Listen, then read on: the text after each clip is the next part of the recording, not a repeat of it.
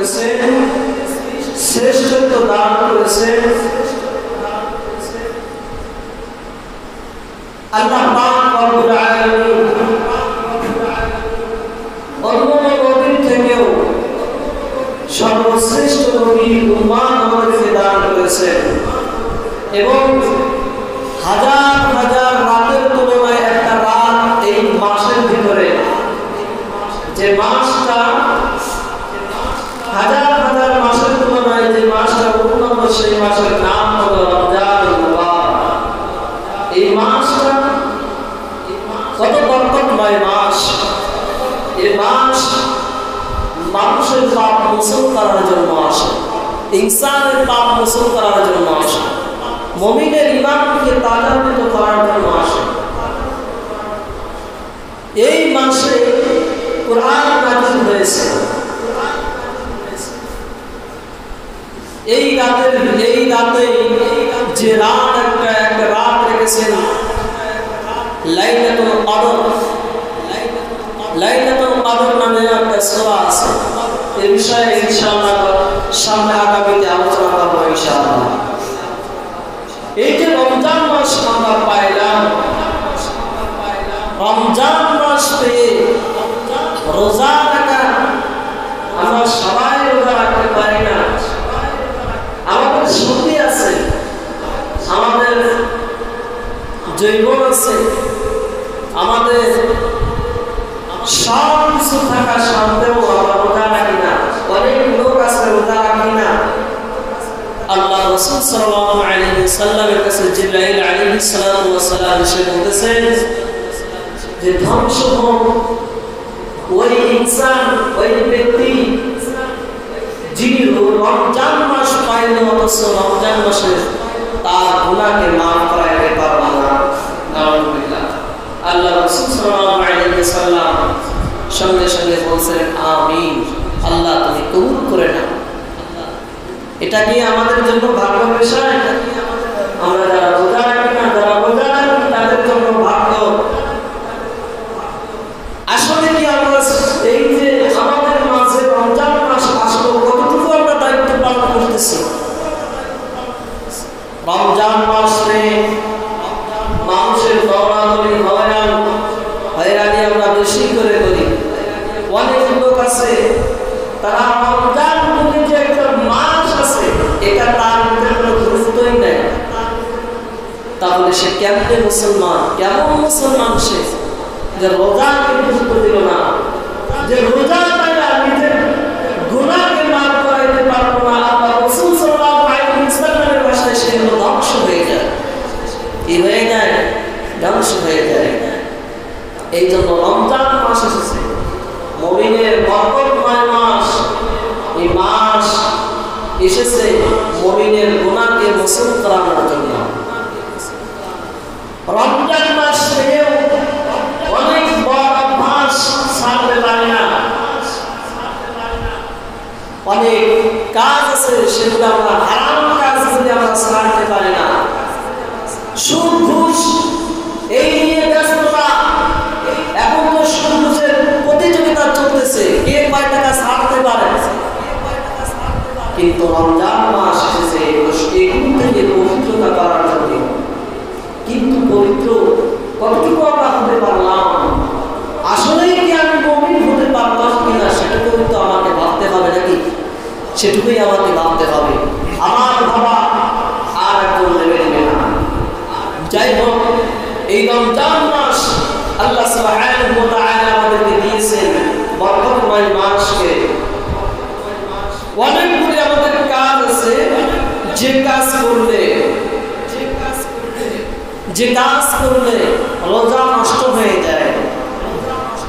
যেমন সব কথা না বলাটাই ভালো, তাহলে সব কাজ আমরা করি না। কিছু কিছু কাজ আছে এগুলো আমরা করি, যেমন বিড়ি সিগারেট খাওয়া।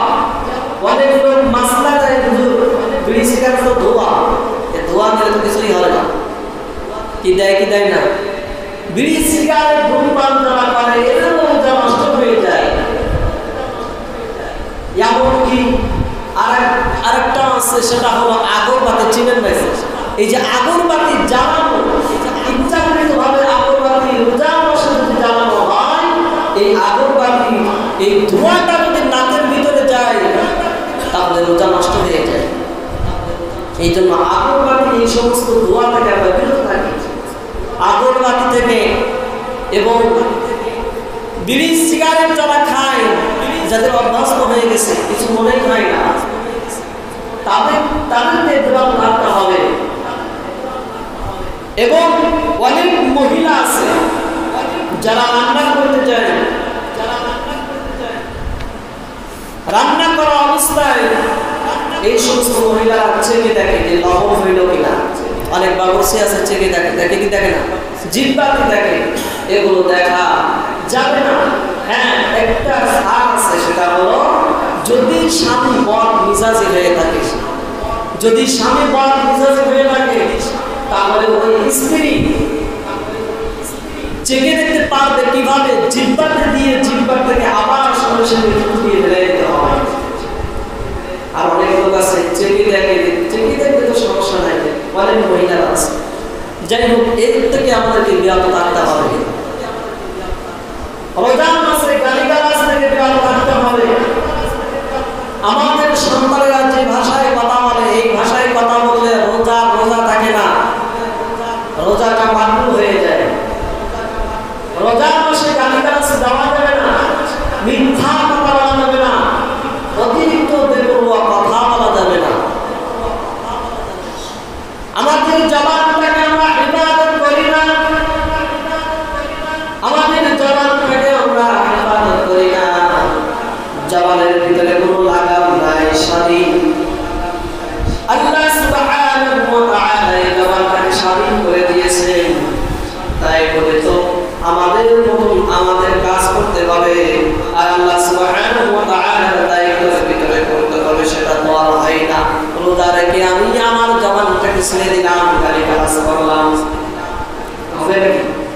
আমার সন্তান গালিগালাজ করে কোথা থেকে শিখলো? আমি যখন রাগান্বিত হই, আমার সন্তানের সামনে আমি অকট্য ভাষায় গালিগালাজ করি কি করি না? এই একটা গালি দিলে, একটা গালি দিলে কয়টা গালি? একটা গালি দিলে, এই যে একটা অকট্য ভাষায় গালি দেয়, এই গালি দেওয়ার কারণে, একটা গালি দেওয়ার কারণে ৭,০০০ বছর জাহান্নামে থাকতে হবে। কয় বছর? কয় বছর? তাহলে ৭,০০০ বছর যদি একটা গালি কারণে জাহান্নামে থাকতে হয়, তাহলে রোজাকে আমাদের গালি দিচ্ছি, তাহলে কিছু হবে না। রোজাকে গালি দেওয়া যাবে না। আমাদের যুবক সমাজ মুরব্বীরা বেশি হয়ে গেছে।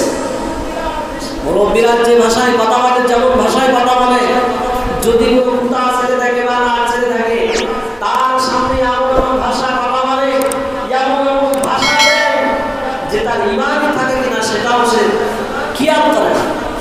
এইগুলো থেকে আমাদেরকে বিরত থাকতে হবে, এগুলো আমাদেরকে বিরত থাকতে হবে। আল্লাহ সুবহানাহু ওয়া তাআলা পবিত্র কালামের ভিতরে বলতেছেন, শাহরু রমাদানাল্লাযী উনজিলা ফীহিল কুরআনু হুদাল লিন-নাস ওয়া বায়িনাতিন মিনাল হুদা ওয়াল ফুরকান। হুদা ওয়াল ফুরকান। আল্লাহ সুবহানাহু এই আয়াতের ভিতরে যতটুকু কথা বলেছেন বলে তো শেষ করা যায় না, কিন্তু হালকা কিছু ইঙ্গিত দিয়ে কথা বলে। এই রমজান মাসে এই পবিত্র কালাম নাযিল হয়েছে, এই রমজান মাসে পবিত্র কালাম নাযিল হয়েছে। এই পবিত্র কালামের ছায়াতলে যিনি আসে, যে ইনসানটা এই পবিত্র কালামটাকে ধরবে, যে মানুষটা এই কালামটাকে ধরবে, এই কালামটাকে মানবে, আল্লাহ সুবহানাহু ওয়া তাআলা তার মর্যাদা অনেক বৃদ্ধি করে দেবেন। আল্লাহ সুবহানাহু ওয়া তাআলা এই পবিত্র কালামের বরকতে তার জীবনটাকে পাল্টে দেবে, তার ভিতরে যত বরকত আছে সব দূর করে দিবে, তার ভিতরে যত অহংকারী আছে সব কিছু দূর করে দিবে। এই জন্য এই রমজান মাস কত বরকতময় মাস, একটু তো রমজান মাস, তারপরেও এই রমজান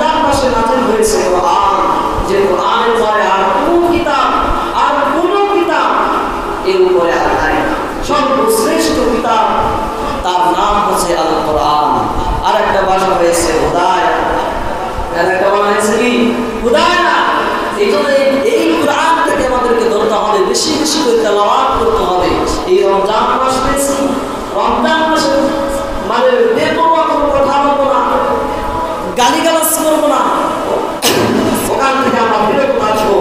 আর রমজান মাসে বেশি বেশি করে তেলাওয়াত করতে হবে। অন্য মাসে যদি একটা অক্ষর তেলাওয়াত করি, কয়টা অক্ষর? একটা অক্ষর। যদি সূরা ইখলাস করি, সূরা ইখলাসের ভিতরে কয়টা অক্ষর? অনেকগুলো অক্ষর দিয়ে একটা সূরা বানানো। এই সূরা ইখলাস তো সবার দিলেও আছে। সূরা ফাতিহা এটা সবাই পারে না? সবাই পারে, কিন্তু একটা সূরা, এই সূরা ফাতিহা এটা নিয়ে একটা দুইটা অক্ষর নাকি? একটা দুইটা অক্ষর না। এই 7টি আয়াতের ভিতরে আল্লাহ সুবহানাহু এই 7টি আয়াত দিয়েছেন। এই সূরা মানে আবার পুরা কোরআন শরীফের ভিতরে যা আছে এই সূরা ফাতিহার ভিতরে তাই আছে। এই সূরা ফাতিহা এটা হলো একটা সেবা। এই সূরা ফাতিহার আয়াত হলো 7টি, আর পুরা কোরআন শরীফের মুনজিল হলো 7টি। 7 মুনজিলটা পুরোটাই আয়াতের ভিতরে এই ফাতিহার ভিতরে ঢুকে আছে। তাহলে সূরা ফাতিহার ভিতরে 7টি আয়াতের ভিতরে কি 7টি অক্ষর নাকি? 7টি অক্ষর না, অনেকগুলো অক্ষর আছে। এই রমজান মাসে যদি আমি তেলাওয়াত করি, তাহলে এক একটা অক্ষরের বদলে আল্লাহ সুবহানাহু ওয়া তাআলা অন্য মাসে 10টি করে নাকি দেয়। কয়টি করে নাকি দেয়? জোরে বলেন, কয়টি করে নাকি দেয়? কিন্তু রমজান মাসে তেলাওয়াত করার বদলে আল্লাহ পাক সুবহানাহু ওয়া তাআলা 70 গুণ বাড়ায় দেবেন। 70টা যদি 10, এটা যদি আমি গুণ করি কতগুলো আসে? অনেকগুলো এসে যাবে। এই যদি এক একটা অক্ষরের বদলে অক্ষরের নেকি হতে থাকে। শুধু এটা না, আল্লাহ সুবহানাহু ওয়া তাআলা আরো অন্য জায়গায় দেখেন কত কমাই করে রেখেছেন। সূরা ইখলাস এটা তো সবার জানা আছে, কম বেশি সব লোকেরই মুখস্থ আছে। যদি কোনো বান্দা এই সূরা ইখলাস 3 বার তেলাওয়াত করে, কয়বার?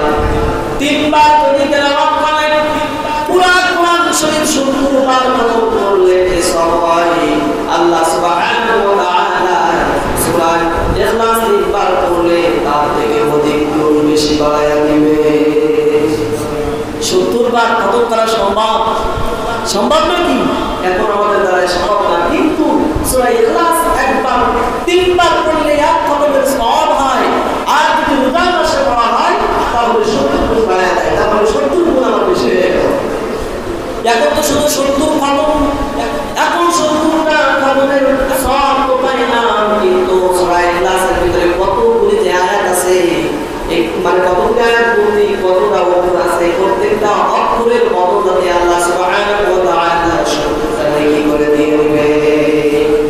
আর যদি ইখলাসের নিয়তে পড়া হয়, যদি কোনো তার দিল সহকারে ইখলাসের নিয়তে যদি আল্লাহ সুবহানাহু ওয়া তাআলা রাজি খুশির উদ্দেশ্যে যদি পড়া হয়, আল্লাহ সুবহানাহু ওয়া তাআলা একটা অক্ষরের বদলে তার বিনিময়ে 700 গুণ বেশি বাড়ায়া দেয়। জিমা উদাহরণস্বরূপ যেমন আমরা ধান লাগাই, কি লাগাই? এখন ধান লাগানো অবস্থায় যখন আমরা পাতা ফেলি, এখন কি 2টা ধান মিলে কি একটা গাছ হয় নাকি একটা ধানে একটা গাছ হয়? একটা ধানে একটা গাছ হয়।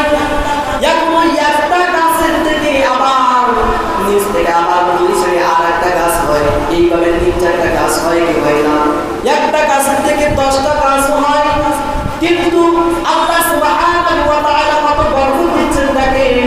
উদাহরণস্বরূপ বুঝাইতেছি, একটা ধানের বদলে একটা ধানের বদলে একটা যখন গাছ হয়, ওই গাছের থেকে একটা বাইরে যখন হয় আর বাইরে যখন বের হয়, তখন একটা বালের ভিতরে একটা ধান হয় না। একটা বালে সর্বনিম্ন 100 কম ধান হয় না, কারণ একটা বালের ভিতরে একটা ফল হয়। ওই 10টা ফল আল্লাহ পাক দিয়ে দেয়। কে দিয়ে দেয়? একটা ধানের থেকে 10টা ফল দিয়ে দিল।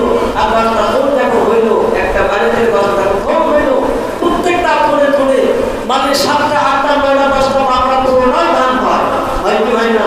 তাহলে একটা ধানের থেকে দেখেন আমার 100 বেশি অধিক ধান দিয়ে দিল। আর একটা অক্ষরের বদলে আল্লাহ সুবহানাহু ওয়া তাআলা মাত্র একটা অক্ষরের বদলে 700 অধিক গুণ বাড়ায় দেয়। এটা সম্ভব কি সম্ভব না? এটা সম্ভব। কারণ তার মানে এটাই হলো মুমিনদের, এটা হলো সুসংবাদ। যত পড়বে ততই পাইবে। কিন্তু আল্লাহ খাজানায় কম আছে নাকি? আল্লাহর খাজানায় কম আছে? কম নাই। আমরা নিজে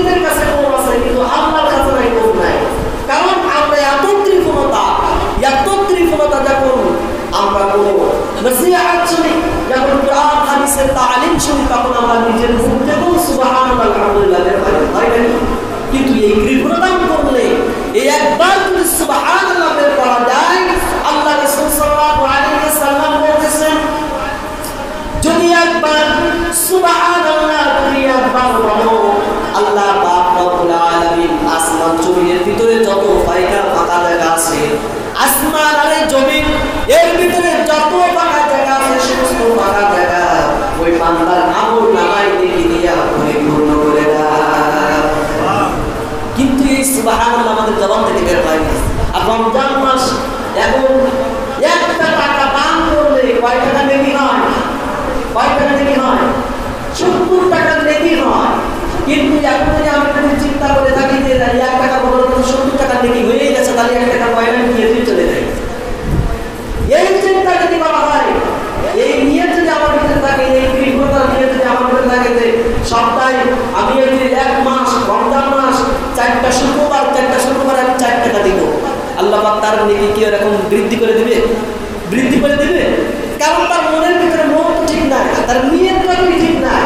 যে 1 টাকা দিলে তো 70 টাকা হয়ে যাচ্ছে, আর দরকার নাই। এই নিয়ত করলে কিন্তু সে সব পাইলো।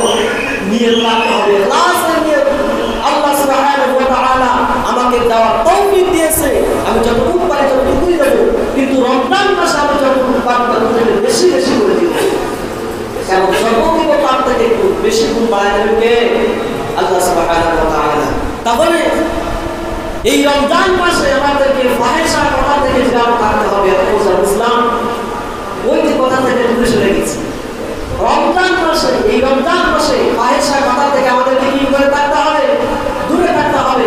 বেশি ফাহিশা কাজ করা যাবে না, ফাহিশা কথা বলা যাবে না। যদি আমি একটা নেকির কাজ করি, একটা নেকির কাজ করলে 70টি নেকি হয়।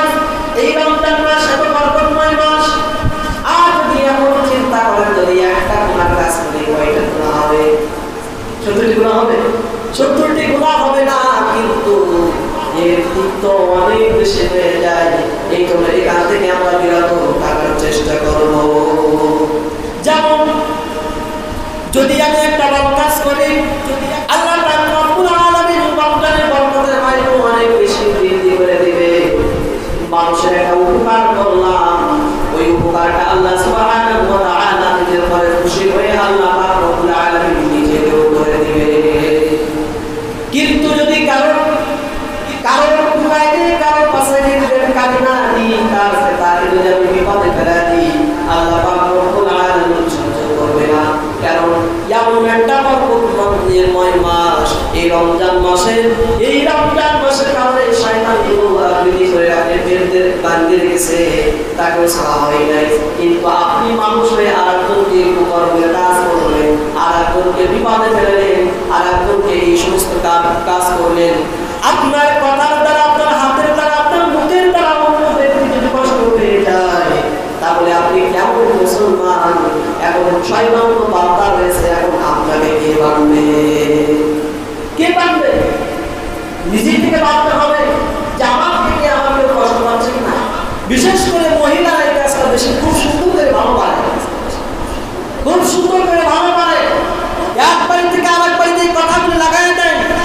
ছোট বড়ের কাজ মেঝে বড় কাছে লাগাই দেয়, 2 বইয়ের ভিতরে দ্বন্দ্ব লাগাই দেয়, তাই কি দেয় না? এক চা আর এক চার ভিতরে কি করে দেয়? দ্বন্দ্ব লাগাই দেয়।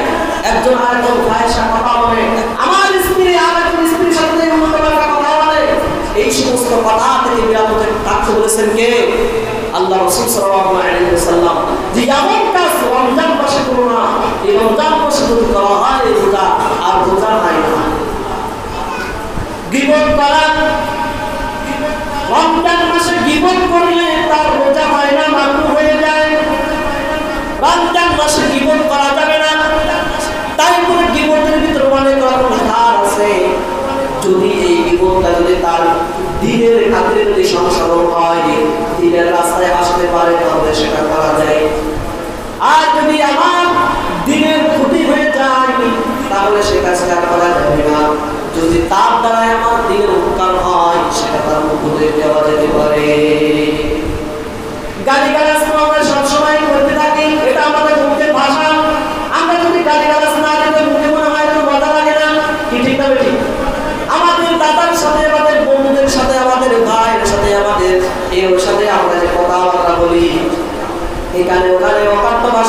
বলি ফোন দিলেই অমুকের বাচ্চা, ফোন দিলেই অমুকের ছেলে, কি বলি করি না? যেমন অকথ্য ভাষায় গালাগালি করি, যেমন গালাগালি করি, আল্লাহ রাসূল সাল্লাল্লাহু আলাইহি ওয়াসাল্লাম বলেছেন এই রোজার মাসে যদি অকথ্য ভাষায় গালাগালি করে রোজা থাকে না, রোজা হালকা হয়ে যায়, মাকরুহ হয়ে যায়। এই রোজা থেকে এই রোজা ইখলাস করতে হবে। এই জন্য আল্লাহ রাসূল সাল্লাল্লাহু আলাইহি ওয়াসাল্লাম বলেন এমনি বলেন না যে রোজা পাইলে গুনাহ মাফ করাইতে পারবো না, ওই ব্যক্তি ধ্বংস হয়ে যায়। তাহলে গুনাহ পেয়ে আমরা রোজা পেয়ে গুনাহ মাফ করাইতে পারছি, এখন আমাকে ভাবতে হবে আমি কি কাজ করলাম, সেটা তো আমি নিজেই জানি, আমার কাজ আরেকজন জানে কি? আমার কাজ আমি নিজেই জানি। এই জন্য আমি কতটুকু ভালো কাজ করতে পারলাম এটা আমাকে ভাবতে হবে। আমি কারোর ক্ষতি করলাম কিনা এটা আমাকে জানতে হবে।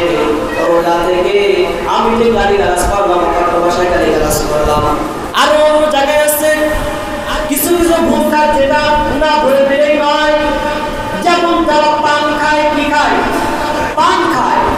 এখন সেহরি করা হয়ে গেছে, মনে করো না আরো 20 মিনিট আগে, এখন সামনে 20 মিনিট বাকি আছে। যারা পান খায় তারা এই হিসাবটা বেশি করে যে সামনে এখনো 20 মিনিট বাকি আছে, এখন একটা পান খেয়ে নিলেই হয়। এখন ওই পান খাইতেছে তো খাইতেছে, খাইতে খাইতে হঠাৎ করে ঘুমিয়ে পড়েছে, ফজরের নামাজও পড়ে নাই, এর ভিতরে সতেসারি হয়ে গেছে, দিনের বেলা হয়ে গেছে, সেহরি টাইম পার হয়ে গেছে। এখন সে যদি ওই পান অবস্থায় যদি সে খাইতে তাকে তার রোজা হবে নাকি? দাঁতের ফাঁকে পড়ে থাকে সোলার যে দানা আছে, শস্যর যে দানা আছে, এমন একটা দানাও যদি ওই যে সোলার যে খোলা আছে, এই খোলার সমুদ্র যদি একটা দানা থাকে দাঁতের ফাঁকে রেখে, ওই অবস্থায় যদি ওই দানাটা যদি পেটের ভিতরে চলে যায়, এটা রোজা হবে না, রোজা নষ্ট হয়ে যাবে। এই জন্য পান খাওয়া থেকে খুব সতর্ক রাখতে হবে। আমি পান খাবো, পান খাবো বসে করতেছি না, পান খাবো কিন্তু সেহরি আগে সব কিছু পরিষ্কার পরিচ্ছন্নতা হতে হবে। আরো যেমন অনেক লোক খাইতে গেলে তাদের পেটের ফাঁকে রেখে থাকে না, আটকে যায়। এখন ওইটা যদি রোজা অবস্থায় আমি ছেড়ে যদি পরে মজা লাগলো বলে আমি চালাই আবার খেয়ে ফেললাম, রোজা হবে নাকি? রোজা হবে না। গালের ভিতরে রয়েছে তাই বলে রোজা হবে না? ওটা রোজা হবে না, রোজা নষ্ট হয়ে যাবে, ওটাকে ফেলে দিতে হবে, আবার পুলি করতে হবে, তাহলে রোজা হবে। কিন্তু ওটা যদি আমার গলার ভিতরে চলে যায় রোজা হবে না। দ্বিতীয় অবস্থায় চোখের ভিতরে মানুষ ওষুধ দেয়, এটা অসুস্থতার কারণে এই ওষুধ দেওয়া যাবে, কোনো সমস্যা নাই, রোজা নষ্ট হবে না, এটা ওষুধ দেওয়া যাবে। যদি চোখে বেলার সমস্যা থাকে ওষুধ দেওয়া যাবে, রোজা নষ্ট হবে না। আর কানে যদি সমস্যা থাকে কান তেল দিলে ওটা রোজা হবে না, নষ্ট হয়ে যাবে। কানের ভিতরে তেল দিলে তো সেটা চলেই যায়, ওটা তো জায়গায় থাকে না। চোখের ভিতরে দিলে চোখের ভিতরে আবার থেকে ওখান থেকে আবার বের হয়ে যায়, কিন্তু কানের থেকে বের হয়, ওটার ভিতরে ঢুকে যায়। এই জন্য কানের ভিতরে তেল দিলে ওষুধ দিলে রোজা হবে না। রোজা থাকা অবস্থায় আমার ক্লান্তি লাগতেছে অনেক, তাই বলে যদি আমি সেলাইন ঝুলিয়ে দিই রোজা হবে না, রোজা নষ্ট হয়ে যাবে। ওই রোজাটাকে কায়দা করতে হবে, তাই বলে রোজা ভাঙা যাবে না। বুঝাইতে পারলাম না? যেমন মনে করেন আমি খুব অসুস্থ, আমার খুব ক্লান্ত লাগতেছে, এখন মানে শরীরে একটু বল আনার জন্য যদি আমি সেলাইন ঝুলাই দিই, মনে রাখবেন কথাটা, যদি আমি সেলাইন ঝুলাই দিই শরীরে একটা এনার্জি আনার মতো সেলাইন ঝুলাই না অনেক, এই সেলাইন যদি আমি ঝুলাই তাহলে রোজা নষ্ট হয়ে যাবে, কিন্তু রোজা ভাঙা যাবে না, ওই অবস্থায় থাকতে হবে। আবার রোজা চলে গেলে এই কাজটা আবার পরে থেকে দিতে হবে, কিন্তু রোজা থাকা অবস্থায় এটা করা যাবে না, করাটাই সব থেকে উত্তম কাজ, না করাটাই সব থেকে উত্তম কাজ। তারপরে অনেক লোক আছে রোজা থাকা অবস্থায় রক্ত বের করে না, যে আরেকজনের রক্ত দান করে, অতিরিক্ত কি রক্ত বের করা যাবে না, যদি হালকা ভাবে রক্ত বের হয় সমস্যা হয় না, কিন্তু অতিরিক্ত রক্ত খরচ হলে রোজা হালকা হয়ে যায়। মনে রাখবেন সব কথা। এই জন্য রোজা থেকে আমাদের সহি নয়, অনেকগুলি কারণ আছে, সবগুলো তো বলতেছি না, যেগুলো আমাদের জরুরত সেগুলো বেশি বলতেছি। রোজা থাকা অবস্থায় আমাদেরকে বেশি পানির ভিতরে থাকা যাবে না, পানির ভিতরে বেশি কোনো থাকা যাবে না, অতিরিক্ত পর্যায়ে গোসল করা যাবে না। যদি তার রোজা থাকা অবস্থায় বিশাল ক্লান্তি, অনেক কষ্ট হয়ে যায়, অতিরিক্ত পর্যায়ে কষ্ট হয়ে যায়, তারপরে সে কুলি করতে পারবে, কি করতে পারবে, কুলি করতে পারবে, তবে বেশি না। আবার আরেক জিনিস, রোজা থাকা অবস্থায় কেউ বিরাজ করতে পারবে না। রোজা থাকা অবস্থায় কেউ বিরাজ করতে পারবে না। অনেক মহিলারা এই কাজটা ভুল করে, এটা জানে না। অনেক মহিলা তাদের দাঁত পরিষ্কার করতে হবে, দাঁত পরিষ্কার করার জন্য মিসওয়াক ব্যবহার করতে হবে, তার সাথে কোনো পাউডার না, তার সাথে কোনো টুথপেস্ট না, শুধু মিসওয়াক দিয়ে দাঁত মানে দাঁত মাজতে হবে, পরিষ্কার করতে হবে। এটা হলো সুন্নতি কায়দা। আর যদি এর সাথে পাউডার নিয়ে টুথপেস্ট নিতে হবে, আমার রোজা ভেঙে যাবে, রোজা নষ্ট হয়ে যাবে। সেই জন্য আমাকে দাঁত ব্রাশ করতে, দাঁত ব্রাশ যদি করতে হয় তাহলে সেহরির আগে আমাকে করতে হবে, সেহরি খাওয়ার আগে এটা দাঁতকে পরিষ্কার পরিচ্ছন্নতা রাখতে হবে। এরপরে রোজা থাকার পরে আমি যদি মিসওয়াক করে কোনো সমস্যা নাই, যদি রোজা থাকার পরে টুথপেস্ট বা ব্রাশ ব্যবহার করি বা পাউডার ব্যবহার করি তাহলে আমার রোজা নষ্ট হয়ে যাবে। খেয়াল থাকবে তো সবাই? আমার বাড়িতে এগুলো করে দেবো ইনশাআল্লাহ, কারণ সবাই তো অনেক বাইকের অবস্থা সব জায়গায় যাইতেছে না। এই জন্য বাড়িতে মহিলাদেরকে করে দেবো, আমাদের সন্তানদেরকেও করে দেবো, তারা রোজা রাখে। অনেক সন্তানের কাছে বড় হয়ে গেছে, তারা রোজা রাখে, এদেরকে বলে দেবো এই কাজ না করে। আবার এমন লোক আছে তারা রোজা রাখে না, কি রোজা রাখে না, এই জন্য আল্লাহ রাসূল সাল্লাল্লাহু আলাইহি ওয়াসাল্লাম এমনি করে না, এতে উনি ধ্বংস হয়ে যায়। বরকত দিয়েছে, এই বরকত দিয়েছেন স্বয়ং আল্লাহ। কে দিয়েছেন? আল্লাহ পাক রব্বুল আলামিন তিনটা বরদোয়া দিয়েছেন, কয়টা? তিনটা বরদোয়া দিয়েছেন। আল্লাহ রাসূল সাল্লাল্লাহু আলাইহি ওয়াসাল্লাম এই মিম্বারে পরে উঠেছেন, এর নাম হলো মিম্বার। যেখানে আমি বসে আছি তিনটা সিঁড়ি আছে, এই তিনটা সিঁড়িতে আল্লাহ রাসূল সাল্লাল্লাহু আলাইহি ওয়াসাল্লাম সবচেয়ে উপরে বসতেন। তখন উপরে বসতেন আল্লাহ রাসূল সাল্লাল্লাহু আলাইহি ওয়াসাল্লামের সম্মানের খাতিরে ওই জায়গাটা এখন আর বসা হয় না। এখন উলামায়ে কিরামদের তারপরের জামানায় যেটা যারা আসছে আল্লাহ রাসূলের জায়গাটা ছেড়ে দিয়ে নিচের জায়গাটা ধরেছেন, যেখানে পা রাখতেন। যাই হোক, এই তিনটা সিঁড়িতে যখন উঠতেছিলেন আল্লাহ পাক রব্বুল আলামিন জিবরাইলের দ্বারা তিনটা বরদোয়া করেছেন। কয়টা? তিনটা। এক নাম্বার হচ্ছে যে ব্যক্তি রমজান মাস পাইল আর নিজের গুনাহ মাফ করাইতে পারলো না, ধ্বংস হয়ে যাক। আল্লাহ রাসূল সাল্লাল্লাহু আলাইহি ওয়াসাল্লাম সঙ্গে সঙ্গে বললেন আমিন, আল্লাহ তুমি কবুল করে নাও। আল্লাহ তো বরদোয়া করতেছে, মানে জিবরাইল বরদোয়া করতেছে, আবার আল্লাহ রাসূল মানে আমিন বলে আল্লাহর কাছে দোয়া করতেছে, আল্লাহ কবুল করে নাও। কত বড় মজবুত করতেছে, এত বরদোয়া করেছেন কে? আল্লাহ। এরপরে আরো বেশি মজবুত করার জন্য আল্লাহ রাসূল বলেছেন আল্লাহ তুমি কবুল করে নাও। সর্বপ্রথম তাহলে মনে রাখবেন, এই তিনটা দিন মনে রাখতে হবে, আমাদেরকে সবাইকে মনে রাখতে হবে। তাহলে সর্বপ্রথম কি? রমজান মাস পাইলে অবস্থা গুনাহ মাফ করাইতে পারলো না, ওই ব্যক্তি ধ্বংস। দুই নাম্বার যে কারণটা সেটা হলো আল্লাহ রাসূল সাল্লাল্লাহু আলাইহি ওয়াসাল্লামের সামনে বলতেছেন জিবরাইল আলাইহিস সালাম, যে আল্লাহ রাসূল যে উম্মাহ আপনার নাম শুনে, নবীর নাম শুনে মুসলিম পড়লো না, ওই ব্যক্তি ধ্বংস হয়ে যায়। নাউযুবিল্লাহ। মানে আল্লাহ রাসূল সাল্লাল্লাহু আলাইহি ওয়াসাল্লাম যে এই যে নবীদের নাম শুনে সাল্লাল্লাহু আলাইহি ওয়াসাল্লাম বলতে হয় না, এই দুরূদ যে ব্যক্তি পড়লো না সে ধ্বংস হয়ে যায়। কে বলতেছেন? কে বলতেছেন? আল্লাহ রাসূল সাল্লাল্লাহু আলাইহি ওয়াসাল্লাম বলতেছেন আল্লাহুম্মা আমিন, আল্লাহ তুমি কবুল করে নাও। আমিন বলে আরো বেশি বললো যে কবুল করে নাও। দুইটা চলে গেল। আর একটা যে বিষয়টা সেটা হলো এর অনেক লম্বা কাহিনী, বেশি বলা যাবে না, সংক্ষিপ্ত বলতেছি।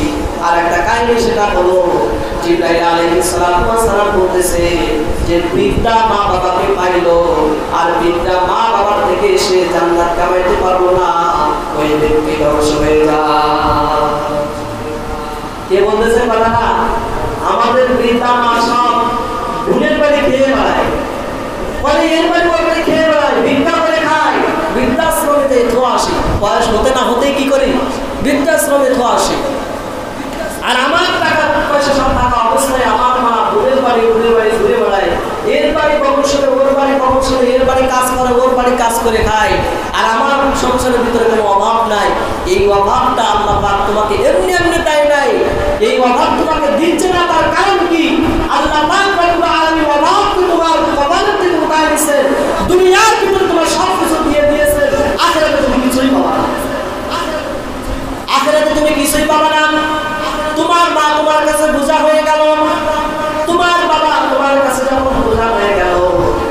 নিজেও তখন আল্লাহর কাছে বোঝা হয়ে যাবা। তুমি মরতে দেরি তোমার জাহান্নাম হতে দেরি হবে না। এখন তোমার মা বাবাকে কষ্ট দিয়ে, তোমার মাকে কষ্ট দিয়ে, তোমার বাবাকে কষ্ট দিয়ে যদি তুমি কাবা ঘরের গিলাফ ধরে চড়া ধরে যদি আল্লাহর কাছে দোয়া করতে থাকো, তাও তোমার দোয়া কবুল হবে না, তাও তোমার জান্নাত নসিব হবে না। কারণ আল্লাহ রাসূল সাল্লাল্লাহু আলাইহি ওয়াসাল্লাম বলতেছেন, এই মা বাবা তোমার জান্নাত আর এই মা বাবা তোমার জাহান্নাম। মা বাবাকে কষ্ট দিলে জান্নাত হারাম হয়ে যায় আর জাহান্নাম ওয়াজিব হয়ে যায়। আর মা বাবাকে সুখে রাখলে, তাকে খেদমত করলে বেশি খেদমত করা লাগে না। যতই কষ্ট দিয়ে আর যাই করে না কেন, যদি একবার যদি মাকে মা বলে ডাক দিয়ে যদি বলি মাকে আমি ক্ষমা করে দাও, কোনো মা আছে যে বলবে আমি ক্ষমা করতে পারবো না? আছে কেউ? এমন কোনো মা নাই যে বলবে আমি ক্ষমা করতে পারবো না। কারণ মায়ের কদর আর আদর স্নেহ ভালোবাসা মহব্বত দিয়েছেন কে? আল্লাহ পাক রব্বুল আলামিন। ওই ভালোবাসা সেই দিন বুঝবা যেদিন তোমার সন্তান বিপদে পড়বে। কারণ সন্তানের ভালোবাসা মহব্বত আল্লাহ পাক রব্বুল আলামিন নিজেই দিয়েছেন মা বাবার ভিতরে।